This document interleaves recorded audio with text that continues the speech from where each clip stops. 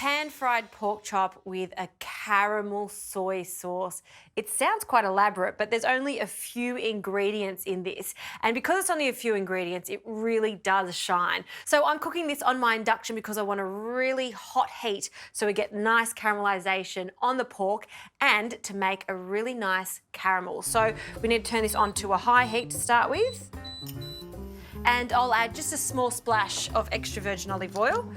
The pork chop is quite fatty, so you don't need too much of that oil. And I also have a non-stick pan.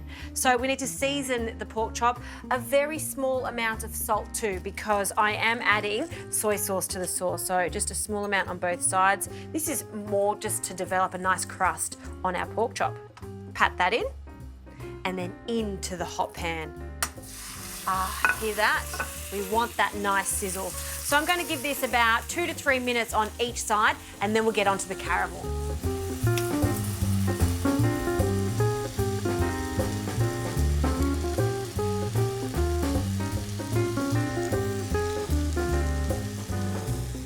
Pork chop is looking good. It's perfectly caramelized. We'll place this onto a chopping board just for it to rest while we get onto the caramel sauce. So I've got a little bit of the fat that's still in the pan, and that is flavor. We'll add some sugar now, and I'm just using some caster sugar. So in that goes. And you'll see it instantly go a deep golden color, and it smells like toffee. So now we need to deglaze this with our salty soy. Lots of sizzle in the kitchen here.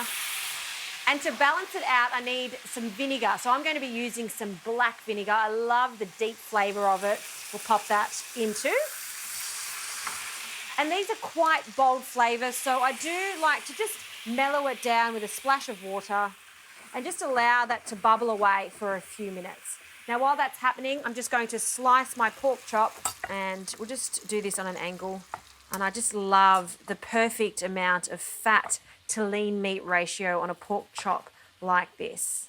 Oh, so juicy. I'll place a few of these slices onto some hot, steamy rice.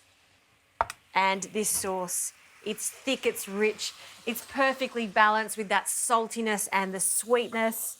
And we'll drizzle that caramel over the top. See how thick it is? That is just perfect. A final garnish, and just to really freshen it up, some spring onions that I've finely chopped. That goes on top, and that's dinner done in about 10 to 15 minutes.